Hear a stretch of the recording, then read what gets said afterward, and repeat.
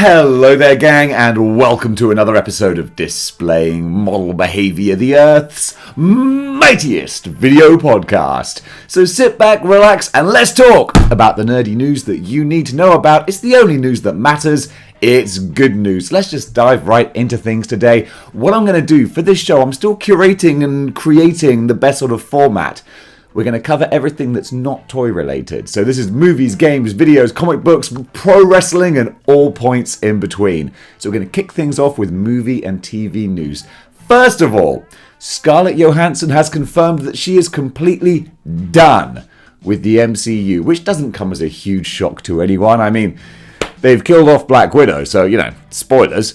But also, it didn't look like they were going to be doing anything else with the character. The Black Widow movie kind of underperformed a bit, I think. I mean, hey, well, come on, it was like a pandemic movie, so, you got to give it some credit. But at the same time, that was a story that should have ideally been told about 4 years before the movie actually came out. So that was a little bit snake bit from the start. However, on Gwyneth Paltrow's latest podcast with her, she officially went on to say that she is done playing Black Widow, and it was a part of her life. It was a great experience, but that is behind her.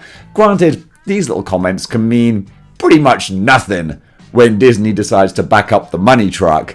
But honestly, with the MCU somewhat underperforming over the last year or so, I don't know how much they're going to loosen the purse strings anytime soon. They're probably going to be a little bit more fiscally responsible, and therefore, we may have seen the last of Scarlett Johansson's Black Widow for the time being. But honestly, that's fine. Move on. New characters. We've got Yelena, and she's great, so we'll see what that's like in the Thunderbolts. Hopefully good times ahead. Moving on from there, Venom 3 has cast its lead actress alongside Tom Hardy. Ted Lasso star Juno Temple is joining Sony's Spider-Man universe in Tom Hardy's, slightly different, two people called Tom. How am I possibly supposed to get those correct? In Tom Hardy's Venom 3 in a mystery role, as the sequel is in pre-production. To this, all I have to ask is, who is still going to see Venom movies? Alright? I really hope this third one just tanks. Because, oh my goodness, look, I went to see the first Venom movie, okay? Because it's Venom. It's Tom Hardy playing Venom. And Tom Hardy is a boss. I was really looking forward to this. And then it turned out to be meh to bad.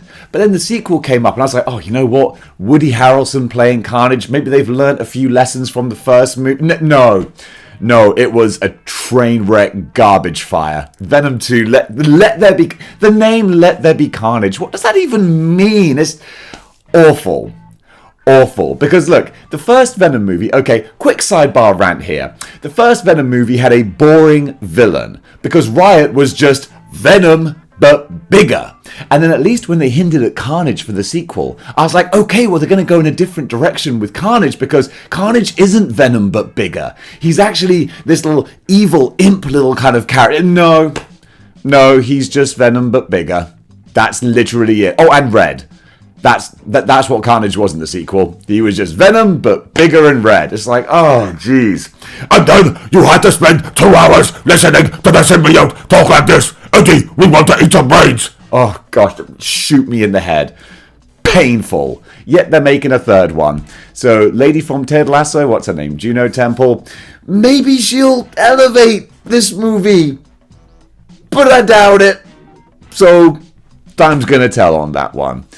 Moving on from here, hopefully some good Marvel movies coming up.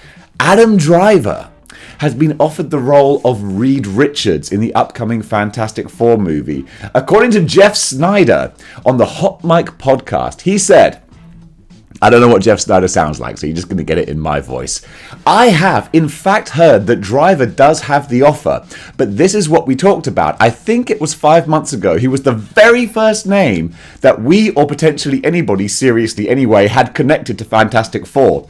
I'd heard that he had gone in for Reed. I mentioned Dr. Doom as well, but he already basically played Doom in Star Wars. I wouldn't say that Kylo Ren was a Doctor Doom type, but I kind of get what you mean. Still, Adam Driver, I mean, even though I don't like the Star Wars sequels, I thought he was good. And he is good in other things as well. So Adam Driver as Reed Richards, I can kind of see that, because he could play that slightly emotionally disconnected super genius kind of role pretty well, I think. I think Adam Driver would have some chops for that. So I'd be all in to go and see Adam Driver as Reed Richards. The Fantastic Four movie is still so nebulous at the moment. They could go in any direction they want with it, but I could be down to clown with this. So time's going to tell, but I think he would be a solid choice. Personally, I'd like to see someone brand new in the role. You know, surprise us, give a new actor a big break or what have you. But if it is Adam Driver, I'm fine with that. This is a quick little one for any kids of the 80s here.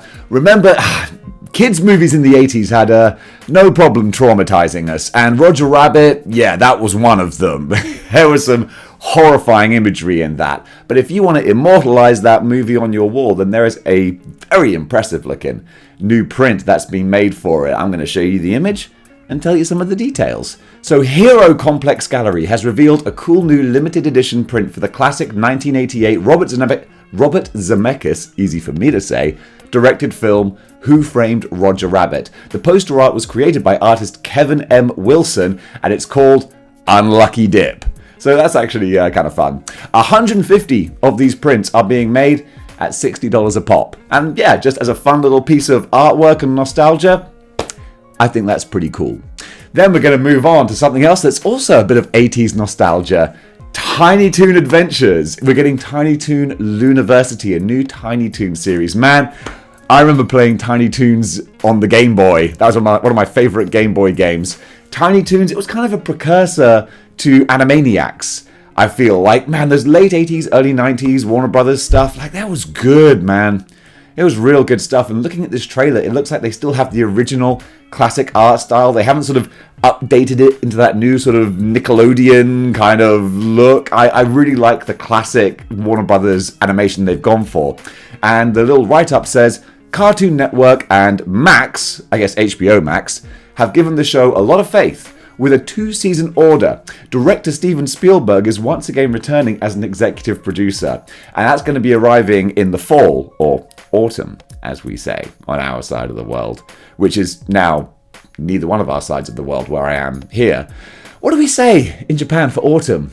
I don't know. I'll have to look that up. Regardless, Tiny Toons, I'm genuinely looking forward to this. I think this could be a lot of fun. Speaking of genuinely looking forward, shall I start telling you and just, stop making noises? Yeah, I'll do that. There's gonna be a new animated cinematic Transformers movie. Those three things together just get the old juices a-bubbling. Animated cinematic Transformers. The live-action movies have been mostly misses for me, with, Bumblebee was good, and hopefully Beast, whatever it's called, Wars, Rise, whatever, that will hopefully follow, suit. But a new animated movie, that could be real fun, especially as it's going to be exploring the origins of Cybertron and Optimus Prime and Megatron. Let me read you some of the gist here. So, Paramount Pictures is developing a new untitled animated Transformers movie that is coming to theaters in 2024. So hopefully we won't even have to wait that long. Lots of new details have been released by the producer, Lorenzo di Bonaventura. I actually pronounced that. I didn't think I was going to be able to pronounce that name, but there you go. So it's going to be directed by Josh Cooley, who directed Toy Story 4. So that's a real good pedigree. I'm kind of excited about that. Because, all the Toy Stories, there's a certain level of quality and consistency. If you have that in a Transformers animated movie, hoo-ha, that could be pretty good. And apparently this is, as I said, going to be diving into the origins of Optimus Prime, Megatron, how we got to the war of Autobots versus Decepticons. Because old school Transformers fans will know that Prime and Megs, they were allies, they were buddies, they were on good terms. And Transformers history and lore changes depending on what version you're reading or watching, but basically it was always like Megatron was like a badass gladiator type guy, and he sort of formed this uprising against the powers that be, and Optimus Prime was a bit of a nobody really, and then he gets horribly injured and wounded and is rebuilt as Optimus Prime. He was called Orion Pax at first, and he was kind of a jobber basically, and then he gets rebuilt as Optimus Prime and leads the Autobots, and boom, it should be a good story. So very exciting news there. I'm gonna I'm going to watch this one closely. And finally, for movies and TV, John Boyega is apparently set to return in the new Rey Skywalker Star Wars movies. And this is interesting, because John Boyega, he was not shy about throwing Disney Star Wars under the bus after those sequels came out, and I don't blame him, because those sequels were, actually this is my channel, I can say whatever I want, they were hot garbage. They are just awful. Just how do you put all that money into acquiring Star Wars and then start a new trilogy without even knowing what you're going to do with it? Get J.J. Abrams to write one movie, which is just essentially a Happy Days reunion special, and then just go in a completely different direction because you're like, oh, we didn't actually have any plan for the other movies. We didn't know what we were going to do. Let's bring the Emperor back in an episode of Fortnite. It was Fortnite, wasn't it? I don't know, some stupid nonsense. So look, I don't hate. Oh, I don't hate anything really. I've got a lot of love in my heart, but I don't hate Rey Skywalker or the character. I just think it was poorly written, but there is still potential there, and you know, I wouldn't mind seeing further adventures if they actually write her well and give John Boyega something to do. Because again, it was set up like I thought we were going to be following John Boyega as this stormtrooper who like learned to, you know, be a regular person, and instead he was just like, nah, don't know what to do with this character. So we'll see. But it is interesting to see him potentially come back to the franchise that he was only too happy to kind of pan. So a little write-up here online says, during the most recent episode of the Hot Mic podcast, Insider, what does that even mean? Insider, I don't know.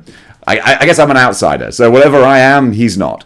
Insider John Rocha shared that he had heard from various sources that Boyega will be coming back for the film. He said, and I quote, "I'll tell you this, I'll break this for myself. According to some sources I know, different sources have reached out to me because of this show. And they have said to me that according to them," a terrible sentence, "and what they're hearing is that John Boyega will be coming back for this movie."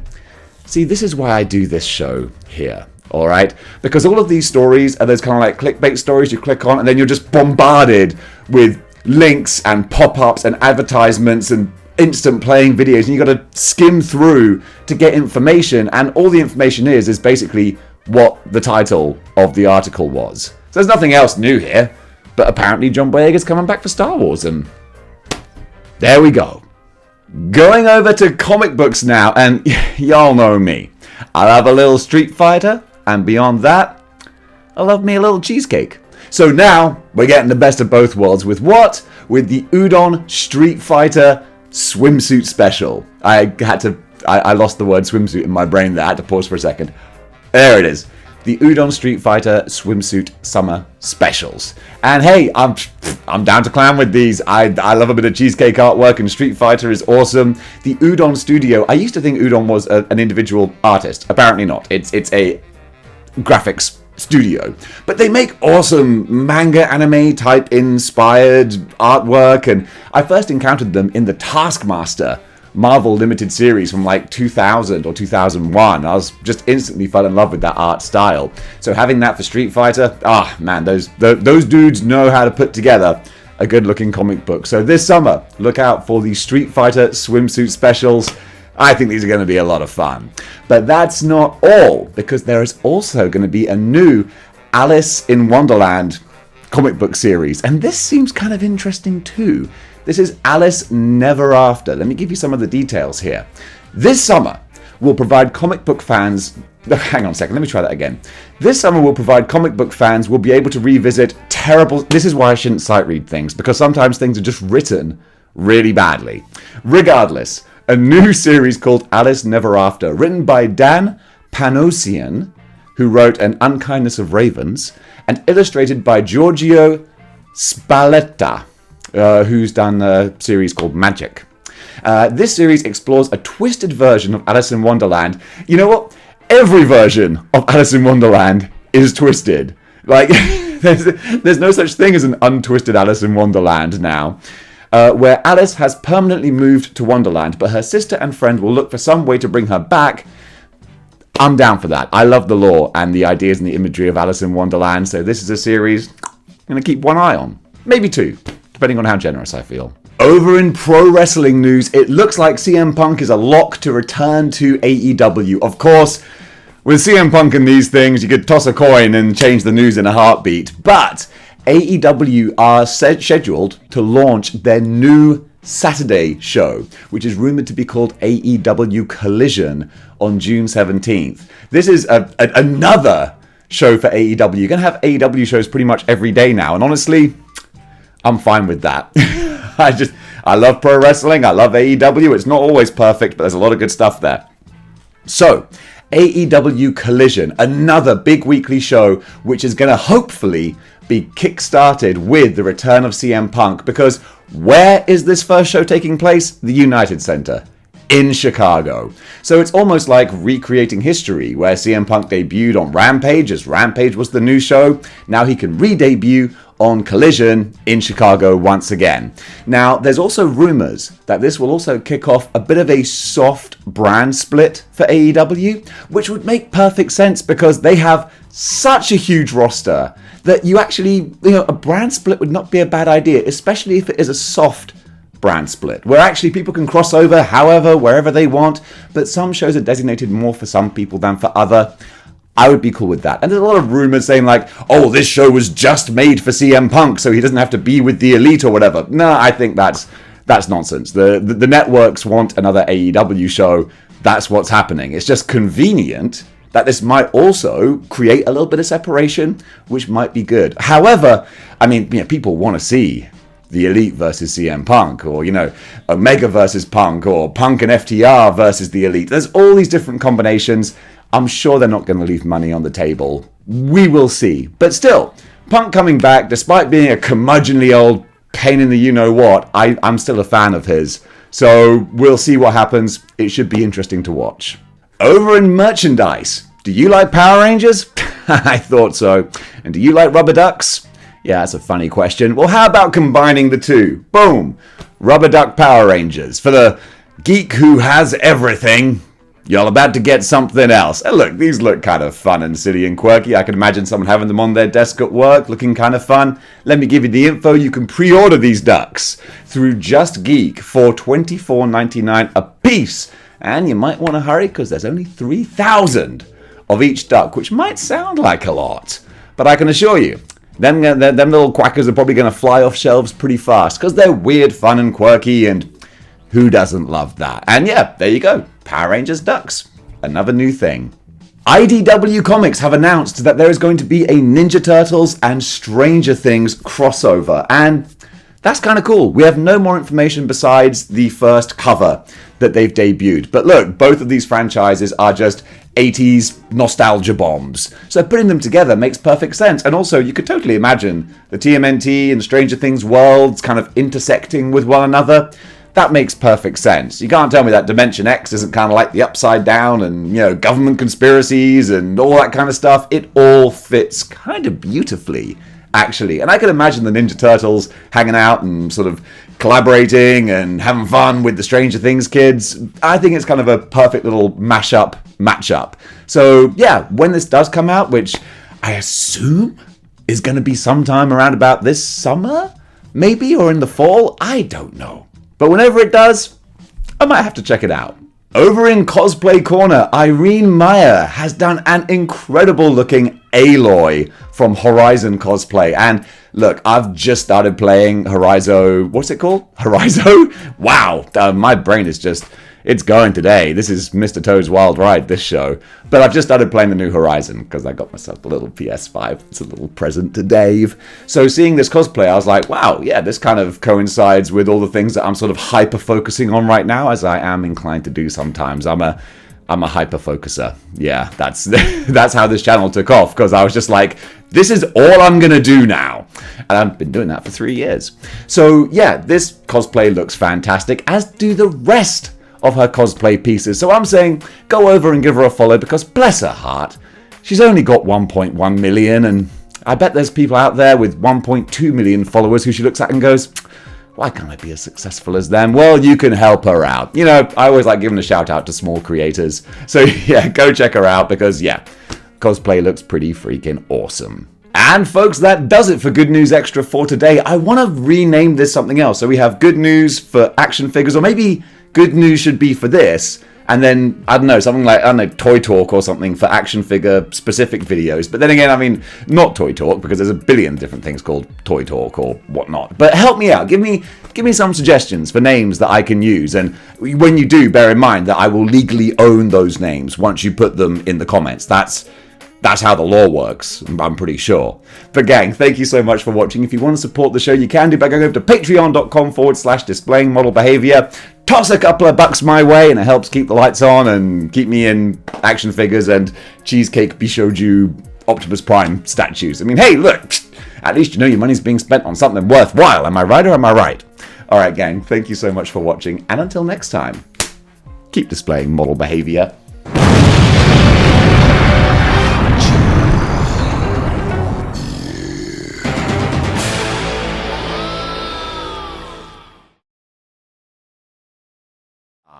So take off your pants, crack a beer.